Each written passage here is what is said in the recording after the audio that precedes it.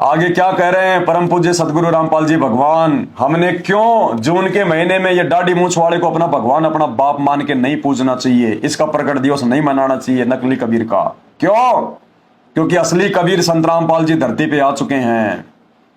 ये अपने आप को क्यों छुपाते रहे, अपने आप को क्यों दास बताते रहे, भगवान का भेजा हुआ क्यों बताते रहे? समझो उन बातों को। जबकि इन्होंने सत्संगों में स्पष्ट कर दिया कि मुझ संत रामपाल के अलावा धरती पर दूसरा कोई कबीर नहीं, कोई भगवान नहीं। अपना काम वो स्वयं ही करता है, जिसका काम उसी को साजे और करे तो मूर्ख बाजे। एक सत्संग सुनो परमात्मा का, जिसको सत्सेवकों ने सुना उनकी बुद्धि में आई ये बात है, और सत्सेवकों की बुद्धि में ये सत्संग सुन के ये बात आई तो हमने इस नकली कबीर को अपने घर से निकाल दिया। हम अपने दरबार साहिब में इस नकली कबीर को दंडवत नहीं करते, इसके आगे दीपक नहीं जलाते, इसका फोटो नहीं रखते। हम केवल असली कबीर को पूजते हैं। कौन सा सत्संग? ये 2 मिनट का सत्संग जो परमात्मा ने धर्मदास के माध्यम से बताया। धर्मदास से परमात्मा ने जब कहा कि धर्मदास 650 साल बाद में ऐसा ऐसा समय आएगा, ऐसा ऐसे काल लोगों को पत्थर पुजारी बढ़ा देगा, कोई राम कहनिया नहीं मिलेगा, तो धर्मदास ने कहा कि हे भगवान, वर्तमान में इतना बुरा समय चल रहा है, कोई आपकी बात नहीं मान रहा, मैंने भी आपकी बात नहीं मानी, कितना आप मेरे पीछे पड़े हैं, तब कहीं जाके मैंने आपकी बात सुनी। और परमात्मा आप कह रहे हो कि 650 साल बाद तो और भी बुरा समय आएगा। तो भगवान जब आपका दास जाएगा 650 साल पहले तो कौन उसकी बात सुनेगा? तब परमात्मा ने देखा कि धर्मदास तो टेंशन में आ गया। तब परमात्मा ने सच्चाई बताई इस सत्संग के माध्यम से, आप और हमारी आंखें खोलने के लिए, ताकि हम वर्तमान के असली कबीर को पहचान लें और नकली कबीर को छोड़ दें। क्या कहा फिर परमात्मा ने धर्मदास को, जो सतगुरु रामपाल जी ने अपने मुख कमल से बताया कि धर्मदास तेरे को सच्ची बात बता दूं कि उस कलयुग की बिचली पीढ़ी में मैं खुद ही जाऊंगा। परमात्मा ने सच्ची बात बता दी धर्मदास को कि धर्मदास मैं खुद ही जाऊंगा। और दूसरी तरफ फिर गुरुजी क्या कह रहे हैं कि उस काल के सामने गुरुजी ने थोड़ा सा भेद रखा। काल के सामने परमात्मा ने भेद रखा, उसको सच्चाई नहीं बताई। काल को कहा कि मेरा दास जाएगा, क्योंकि परमात्मा तो काल के सामने खुद तो थे नहीं, अपने बेटे के रूप में थे। तो परमात्मा ने कहा कि उस समय मेरा दास जाएगा, तेरी पोल पट्टी खोलेगा। जब धर्मदास को ये बातें सुना रहे थे कबीर जी, तो धर्मदास को टेंशन हो गई। तब परमात्मा ने देखा कि लाला जी है, कमजोर दिल का है, मरेगा। तब परमात्मा ने कहा कि धर्मदास तेरे तो साची बताऊं, उस समय मैं खुद ही जाऊंगा। 12वें पंथ में हम ही चल आवें, सब पंथों को मिटा के एक पंथ चलावें। वाणी में ये कहीं नहीं लिखा हुआ कि 12वें पंथ में मेरा दास जाएगा। क्या लिखा हुआ है? 12वें पंथ हम ही चल आवें। और कहते हैं साधु वचन पलटे नहीं, पलट जाए ब्रह्मांड। इनका वचन नहीं पलट सकता, सूरज इधर उधर हो सकता है। तो सुनिए सत्संग परमात्मा का, जिसमें परमात्मा ने धर्मदास को आधार बनाकर जो वास्तविकता थी वो बता दी कि कलयुग की बिचली पीढ़ी में धर्मदास मैं खुद ही जाऊंगा, खुद ही, और सब पंथों को मिटा के एक पंथ बनाऊंगा। और काल के सामने परमात्मा ने थोड़ा सा भेद रखा। काल से कहा कि मेरा दास जाएगा, नहीं तो काल का कालजा फट जाए, उसका कलेजा फट जाए कि भगवान और मेरे ब्रह्मांड में आ रहा है, ये परमात्मा भूखा मारेगा, वह ले जाएगा सबको। तो है तो आत्मा सब परमात्मा की, इसलिए काल के सामने परमात्मा ने भेद रखा कि मेरा दास जाएगा। और धर्मदास को परमात्मा ने सत्य बता दिया, जो हकीकत है, कि मैं खुद ही जाऊंगा। सुनिए, उस बार में पंथ में मैं आऊंगा स्वयं, और फिर सभी पंथों को खत्म करके एक पंथ बनाऊंगा, और सारी सृष्टि मेरा ही नाम लेगी। तेरे 42 वंश क्या सारी सृष्टि न पार करूंगा धर्मदास, इन 42 की चिंता छोड़ दूं। तब उसका दिल डटा था, और काल के सामने परमात्मा ने थोड़ा सा भेद रखा कि मैं अपना अंश भेजूंगा। काल के सामने क्या कहा परमात्मा ने कि मैं अपना अंश भेजूंगा, दास भेजूंगा। और हकीकत जो थी वो धर्मदास को पहले बता दी परमात्मा ने कि मैं स्वयं ही जाऊंगा। सुनो, उस बार में पंथ में मैं आऊंगा स्वयं, और फिर सभी पंथों को खत्म करके एक पंथ बनाऊंगा, और सारी सृष्टि मेरा ही नाम लेगी। तेरे 42 वंश क्या सारी सृष्टि न पार करूंगा धर्मदास, इन 42 की तो चिंता छोड़ तू। और काल के सामने परमात्मा ने भेद रखा। हकीकत तो धर्मदास को बता दी कि मैं स्वयं ही जाऊंगा, और काल के सामने क्या कहा परमात्मा ने कि मेरा दास जाएगा, मेरा अंश जाएगा। तब उसका दिल डटा था, और काल के सामने परमात्मा ने थोड़ा सा भेद रखा कि मैं अपना अंश भेजूंगा। इसलिए भाई और बहनों, इन सत्संगों को आधार बनाकर अब समझ में आ जानी चाहिए कि वर्तमान में असली कबीर, असली अल्लाह कौन है। और समझ में आ गया तो भाई इस नकली अल्लाह, नकली कबीर का जून के महीने में प्रकट दिवस मनाना छोड़ दो। अपने गुरुजी का 8 सितंबर को प्रकट दिवस मनाओ। इस नकली कबीर, काल्पनिक कबीर की फोटो को अपने घर पर मत रखो, दरबार साहिब में मत रखो। इसको दंडोत प्रणाम करके अपने गुरुजी को दुखी मत करो। दंडोत प्रणाम केवल अपने बाप को किया जाता है, एक भगवान को। इसके आगे ज्योत मत जलाओ, ज्योत केवल अपने गुरुजी के आगे जलाओ। आत्मा का साथी एक ही है, दो नहीं है। कुल का खाविंद एक है, दूजा नहीं गवार। दो कहे सो दो जग की, यमपुर पकड़ा जाए। इसलिए हम सत्सेवक 8 सितंबर को केवल अपने गुरुजी का प्रकट दिवस मनाते हैं। रियल कबीर का, नकली कबीर का, दाढ़ी मूछ वाले कबीर का, 650 साल पहले वाले कबीर का हम जून के महीने में ना प्रकट दिवस मनाते हैं और ना किसी मूर्ख का साथ देते हैं। आगे तो गुरुजी ने बिल्कुल रिकॉर्ड तोड़ दिया। गुरु और गोविंद के बीच का पूरा भेद ही समाप्त कर दिया। स्पष्ट कर दिया परमात्मा ने कि तुम्हारा गुरु ही तुम्हारा इष्ट है। आज संत रामपाल जी की 90% संगत अपना गुरु तो मानती है संत रामपाल जी को, और इष्ट मानती है कबीर जी को। इष्ट मानी भगवान, परमात्मा, अल्लाह, और संत रामपाल जी को मानती है अपना गुरु। इसीलिए तो जून के महीने में इस नकली कबीर को अपना बाप बना लेती है, इसको भोग लगाती है, इसको प्रकट दिवस मनाती है, और 8 सितंबर को संत रामपाल जी को भोग लगा देती है। संत रामपाल जी का प्रकट वो जो है वो अवतरण दिवस मनाती है। डुअल मोड, एक आत्मा के दो पति, वैश्या भक्ति कर रही है संगत। अब सतगुरु रामपाल जी ने इस भेद को समाप्त कर दिया, बिल्कुल आंखें खोल दी हम सत्सेवकों की परमात्मा ने आशीर्वाद देकर कि बेटा तुम्हारा गुरु ही तुम्हारा इष्ट है, और जब तक अपने गुरु को ही इष्ट रूप में नहीं पूजोगे तब तक तुम्हारा मोक्ष नहीं हो सकता। सुनिए क्या कह रहे हैं परमात्मा, अपने ही गुरु को इष्ट रूप में पूज कर। एक पति को छोड़कर आन में आस्था रखने वाली पत्नी को व्यभिचारिणी कहते हैं। तो एक पति में आस्था छोड़कर दूसरे में आस्था रखने वाली आत्मा को क्या कहते हैं? व्यभिचारिणी। एक पति तो ये है, इसके अलावा यदि आप इसको भी पूज रहे हैं तो ये क्या हो गया? अन्य, दूसरा हो गया। तो वो भगत क्या है? वैश्या, व्यभिचारिणी भक्ति कर रहा है, वैश्या भक्ति कर रहा हो। एक पति को छोड़कर आन में आस्था रखने वाली पत्नी को व्यभिचारिणी कहते हैं।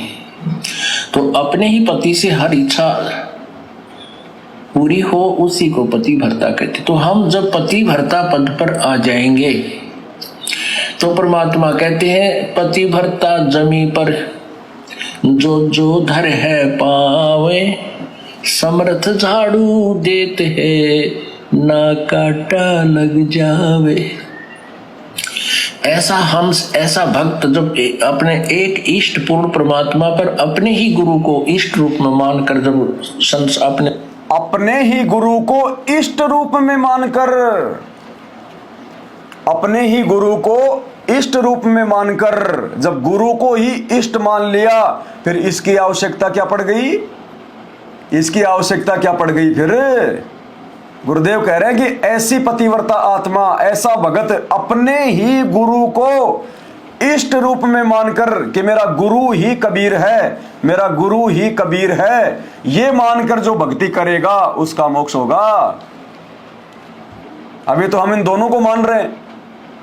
अगर दोनों को एक ही मान लेते तो या तो भाई जून के महीने में हम इसका प्रकट दिवस मनाते या फिर 8 सितंबर को इनका मनाते, लेकिन आप तो दोनों का मना रहे हैं। आप संगत वाले जून के महीने में तो इस नकली कबीर को अपना बाप बना लेते हो, 8 सितंबर को संत रामपाल जी को अपना बाप बना लेते हो। तो आपने गुरु को इष्ट कहां माना? आप तो गुरु अलग मान रहे हैं और इष्ट अलग मान रहे हैं। अगर गुरु को ही इष्ट मान लेते तो केवल अपने गुरु का ही प्रकट दिवस मनाते, 8 जून के महीने में इसका नहीं मनाते। क्या कह रहे हैं परमात्मा? ये अनमोल सत्संग है, ये जान है परमात्मा की। और ऐसे ऐसे 1000 सत्संग दास के पास में है। मालिक की दया से परमात्मा सद्बुद्धि देता गया, दास सुन सुन के उनकी कटिंग करता गया और आज काम आ रहे हमारे ये सत्संग। आज क्या कह रहे हैं गुरु जी? अपने ही गुरु को इष्ट रूप में मानकर, तो भाई इष्ट की आवश्यकता नहीं है, इन नकली फोटो के घर में आवश्यकता नहीं है, दरबार में आवश्यकता नहीं है, इसके आगे दीपक जलाने की आवश्यकता नहीं है, इसको दंडोत करने की आवश्यकता नहीं है, फाड़ के फेंक दो। ऐसा भक्त जब अपने एक इष्ट पूर्ण परमात्मा पर अपने ही गुरु को इष्ट रूप में मानकर जब अपने जीवन रूपी सफर में प्रस्थान करता है रास्ते पर, तो परमात्मा उस जीवन रूपी सफर के पाप कर्म रूपी कांटों को बुहारना शुरू कर देता, उसके दुखों को खत्म करना शुरू कर देता है, झाड़ू देता चलता है कि मेरी प्यारी आत्मा के कांटा ना लग जाए। ये तो संत रामपाल जी के भक्तों के लिए आदेश है भगवान का कि अपने गुरु को ही अपना इष्ट मान के पूजना है, जबकि बाकी जो हिंदू मुसलमान हैं उनको तो पता ही नहीं कि गुरु क्या होता है, गुरु मनाना चाहिए कि नहीं मनाना चाहिए, सच्चा गुरु कौन है, सच्चे गुरु की पहचान क्या है। दुनिया भर के ढोंगी पाखंडी मुल्ला मौलवी है, दुनिया भर के ये जो है जगत गुरु शंकराचार्य गांव गांव में बैठे हैं। कैसे पहचान करोगे? पहचान होगी शास्त्रों से। पहचान शास्त्रों की कौन करवाएगा? तत्वदर्शी संत करवाएगा। तत्वदर्शी संत कौन होता है? खुद अल्लाह, खुद भगवान। और वो भाई संत रामपाल जी के रूप में धरती पे आया हुआ है। अरे संत रामपाल जी के 90% भगत तो खाली 2 पे आके अटक गए। भाई जो सात संगत से जुड़े हुए सत्सेवक, उन्होंने तो पहचान कर ली, उन्होंने तो अपने मन मंदिर में, अपने घर में, अपने घट में इनको बैठा लिया। नो डाउट, नो संशय, कोई प्रॉब्लम नहीं अब। और 90% जो संत रामपाल जी के भगत हैं, जो सतलोक आश्रमों से जुड़े हुए हैं, वो इन दोनों पे अटक रहे हैं कि भगवान ये है या भगवान ये है, इसको माने या इसको माने। उन्होंने दोनों को पूजना शुरू कर दिया। तो संत रामपाल जी के भक्तों की तो ये बाधा भी बहुत जल्दी हट जाएगी, कोई बड़ी बात नहीं है। लेकिन बाकी जो लोग हैं, हिंदू या मुसलमान, उनके भगवानों की तो गिनती नहीं है। मुसलमान पता नहीं कहां कहां, फलाना मोइनुद्दीन चिश्ती की दरगाह, फलाने खवाजा की जो है वो दरगाह, फलाने बाबा की मजार, कभी मक्का कभी मदीना, 50 कसम बना रखे मुसलमानों ने, और कहते हैं हमारा अल्लाह एक है, और माथा टेकते फिरते हैं वो मजारों पे। और हिंदू भगवान एक है, भगवान एक है तो फिर कभी बरसाना, कभी मथुरा, कभी द्वारका, कभी जगन्नाथ, कभी हरिद्वार, कभी केदारनाथ, कभी बद्रीनाथ है। दुनिया भर के उन पत्थरों को अपना बाप बना रखा है। सोमवार आया शंकर जी को बाप बना लिया, सोमवार आया शंकर जी को, मंगलवार आया हनुमान जी को, बुधवार गणेश जी को, बृहस्पतिवार साईं बाबा को, शुक्रवार को माता जी को, शनिवार को शनिदेव, रविवार को भैरू जी को दारू चढ़ा दी। 50 कसम बढ़ा रखे। तो तुम्हारा क्या होगा मेरे भाई? आने वाले समय में तुम्हारा क्या होगा? अरे हमारा संत रामपाल जी के भक्तों का तो ज्यादातर का तो निपटारा हो गया, जो सात संगति से जुड़े हुए हैं, उन्होंने तो केवल एक पे अपना ध्यान लगा लिया। बाकी जो 90% हैं, जो सतलोक आश्रम वालों के पीछे चल रहे हैं, उनके खाली 2 हैं। इनका भी निपटारा हो जाएगा मालिक ने चाहे तो समय आने पर। अरे तुम्हारा क्या होगा जिनकी गिनती नहीं है? तुम्हारा क्या होगा? अगर एक दिन में एक छोड़ो तो तुम्हारे से तो लाख जन्म में भी नहीं छोड़े जाएंगे वो 33 करोड़ 33 करोड़। हिंदू मुसलमानों आंखें खोलो, क्या होगा तुम्हारा? है ना, हिंदू राम को अपना भगवान कहते हैं। अरे राम ने पहले अपना गुरु बनाया था। राम तुम्हारी तरह ऐसे कोई पद यात्रा नहीं करता था। राम ने पहले वशिष्ठ को अपना गुरु बनाया, वशिष्ठ ऋषि ने उनको ओम नाम दिया और राम उसके बाद अपनी भक्ति करते थे। मतलब राम तो बेचारा गुरु बना के भक्ति कर रहा है और तुम डायरेक्ट ही राम राम कर रहे हो। कहाँ राम मिलेगा तुम्हें? और राम मिल भी गए तो तुम्हें क्या मिल जाएगा? राम के ऊपर तो बहुत सारे राम हैं, बहुत सारे राम हैं। असली राम से बात बनेगी। राम राम सब जगत बखाने, आदि राम कोई बिरला जाने। ये हो आदि राम, राम का भी राम। अगर राम ही भगवान है तो राम से पहले तो सतयुग था। सतयुग में कौन था भगवान है? सतयुग के आदमी तो जानते भी नहीं थे राम कौन है। उस समय तो राम का जन्म भी नहीं हुआ था। द्वापर में श्री कृष्ण जी का जन्म हुआ। त्रेता युग में तो कोई जानता भी नहीं था श्री कृष्ण कौन है। आँख खोलो, परमात्मा धरती पे आया हुआ है। बाद में रोगे, पछताओगे, कुछ नहीं मिलेगा। अब देखो आगे सतगुरु रामपाल जी भगवान हमें कैसे समझा रहे हैं, कितना प्यार से समझा रहे हैं, एक एक बात को खोल के समझा रहे हैं। क्या कह रहे हैं गुरुदेव भगवान कि जब वो परमात्मा इस धरती पर आता है तो अपने से दूसरे को भगवान बताकर ही ज्ञान प्रचार करता है। यानी जब सन 1994 में सतगुरु रामपाल जी भगवान ने अपना ज्ञान प्रचार शुरू किया तो उनको हमारी मेंटल स्थिति का पता था कि ये नालायक, इन्होंने कभी भगवान देखा नहीं, इनको किसी ने बताया नहीं, देव देवताओं को पूज रहे हैं, माता मसाणियों को पूज रहे हैं। अगर उस समय संत रामपाल जी कह दे कि मैं कबीर हूं तो कोई नहीं मानता। संत रामपाल जी कह दे मैं खुद ही भगवान हूं, खुद ही अल्लाह हूं, कोई नहीं माने उनको कि काहे का भगवान हमारे जैसा इंसान है। जबकि आंख फूटी पड़ी है उनको। राम आया तो राम भी तो एक इंसानी बन के आया था, कोई सींग लगा के आया था क्या? उसको भी आपने भगवान मान लिया आज। श्री कृष्ण आया तो कोई सींग लगा के आया, पूंछ लगा के आया था क्या? उसको भी तो आपने भगवान मान लिया। हजरत मोहम्मद आया तो कोई सींग लगा के आया था क्या? उसको भी तो आज तुमने अल्लाह का रसूल मान लिया। तो भाई और बहनों, परमात्मा को पता था कि आत्माएं मुझे डायरेक्ट भगवान नहीं मानेंगी, इसलिए उन्होंने अपने आप को छुपाया, अपने आप को भगवान का दास बताया और कहा कि भगवान तो ये है कबीर जी जो 650 साल पहले आए थे, ताकि हम उनकी भक्ति करें। अब सत्संग में क्या कह रहे हैं परमात्मा कि भगवान जब भी आता है अपने से अन्य को भगवान बताकर ही भक्ति करवाता है। सुनिए, परमात्मा आते हैं, अपनी प्यारी आत्माओं को समझाते हैं तुम जिस क्रिया को कर रहे हो फाइनल नहीं है। इस क्रिया के, इस क्रम के साथ साथ आपने एक अवश्य कार्य भुला रखा है, परमात्मा की भक्ति का। अब पे आ है, अब पे भगवान की मैं, अब पे परमात्मा है और आप ही अपनी भक्ति के लिए अपने से अन्य भगवान बताकर आपको प्रेरित करते हैं। क्या बताते हैं? आप पे भगवान है, आप ही आते हैं, आप ही भगवान हैं, आप ही आते हैं, लेकिन अपने से अन्य को भगवान बताकर हमें भक्ति पर लगाते हैं। अब संगत की आंखें खुल जानी चाहिए कि खुद ये भगवान, खुद ये कबीर और हमसे भक्ति करवाने के लिए हमारी मानसिक स्थिति को देखते हुए अपने से अन्य को भगवान बताकर इन्होंने हमसे भक्ति शुरू करवाई। लेकिन अब तो समझ में आ जाना चाहिए कि असली कबीर कौन है।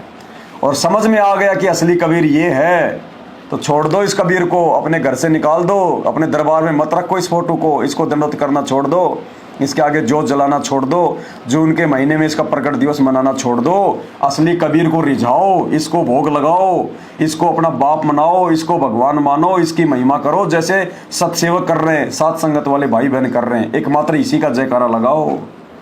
तो दोबारा सुनो एक बार क्या कह रहे हैं परमात्मा, ये वो खुद ही भगवान, खुद ही परमात्मा, लेकिन अपने से अन्य को भगवान बताकर हमें भक्ति पर लगाते हैं। परमात्मा आते हैं, अपनी प्यारी आत्माओं को समझाते हैं तुम जिस क्रिया को कर रहे हो फाइनल नहीं है। इस क्रिया के, इस क्रम के साथ साथ आपने एक अवश्य कार्य भुला रखा है, परमात्मा की भक्ति का। अब पे आ है, अब पे भगवान की मैं, अब पे परमात्मा है और आप ही अपनी भक्ति के लिए अपने से अन्य भगवान बताकर आपको प्रेरित करते हैं। क्या बताते हैं? उस समर्थ की रीझ छुपाई, उस परम पिता, उस समर्थ परमात्मा ने तेरे ऊपर रीझ के यानी प्रसन्न होकर तेरे को माँ के पेट से बाहर निकाला। जब तू रो रहा था, तड़प रहा था और वचनबद्ध हो रहा था कि भगवान मैं कसम खाता हूँ आपको, आपकी भूल नहीं पड़ेगी, मैं आपकी भक्ति किया करूँगा। अरे फिर बार आते भूल गया। उसके लिए क्या बताते हैं, उस समर्थ की रीझ छुपाई इब कुल कुटुंब से राता, गर्भ के अंदर वचन भरे थे कहाँ गई वो बाता। कितने प्यार थे। कहते अब तक तो ये दिक्कत न बेटा बेटी कार कोई ठीक भगवान दिखाई ना देता। तो क्या बताते हैं कि उस समर्थ की रीढ़ छुपाई, जिस परमात्मा ने प्रसन्न होकर तेरे को सकुशल माँ के गर्भ से बाहर निकाल दिया, उसको भूल कर तू भी एक दूसरे पर आश्रित हो गया है। मेरा बेटा ऐसा है, मेरा बेटी ऐसी है, इतनी कमाई करती है, फलाना करती है, और भूल गया भगवान को। उस समर्थ की रीढ़ छुप। भाई और बहनों, परमात्मा ने बड़े प्यार से समझा दिया कि जब परमेश्वर आते हैं, धरती पर आता है वो अल्लाह, वो भगवान, तो दुनिया तो जानती नहीं, दुनिया तो पहचानती नहीं। क्योंकि हिंदू मुसलमानों का तो उनके धर्मगुरुओं ने माइंड सेट कर रखा है कि अल्लाह बेजून है, अल्लाह बेचून है, अल्लाह दिखाई नहीं देता, भगवान निराकार है, भगवान निराकार है। अरे भगवान निराकार है तो ब्रह्मा विष्णु महेश की मूर्ति बना के क्यों पूज रहे हो? मूर्ति तो साकार है। अरे जिसके तुम मूर्ति बना के पूज रहे हो उसके तो आंख नाक कान सब कुछ है, वो तो साकार है। और दूसरी तरफ कहते हो भगवान निराकार है, इसका मतलब वो भगवान, वो अल्लाह ब्रह्मा विष्णु महेश से कोई और है। ये मुसलमान भाई ये कहते हैं अल्लाह निराकार है, अल्लाह दिखाई नहीं देता, अल्लाह इंसान के रूप में नहीं आता है। और फिर जितने भी मुल्ला मौलवी हैं उनके पैरों में जाके सिजदा करते हो तुम। अरे सिजदा तो अल्लाह को किया जाता है, मज़ारों पे जाके, उन पत्थरों पे जाके तुम लोग जुमल की माथा टेकते हो, उन मस्जिदों में जाके तुम मतलब सिजदा करते हो हैं, और फिर कहते हो अल्लाह, अल्लाह तो निराकार है। तो फिर वो मज़ारों में क्यों माथा टेक रहे हो? उन मुल्ला मौलवियों के क्यों माथा टेक रहे हो? तो भाई यहाँ सब भूले पड़े हैं, किसी को ज्ञान नहीं है भगवान का। भगवान का ज्ञान केवल भगवान ने आके दिया है और दे रहे, और जो मान लेगा उसका बेड़ा पार है, नहीं तो 84 लाख योनियां तैयार है, चाहे हिंदू हो, चाहे मुसलमान हो, चाहे सिख हो, चाहे ईसाई हो, भगवान का विधान सब पे लागू है।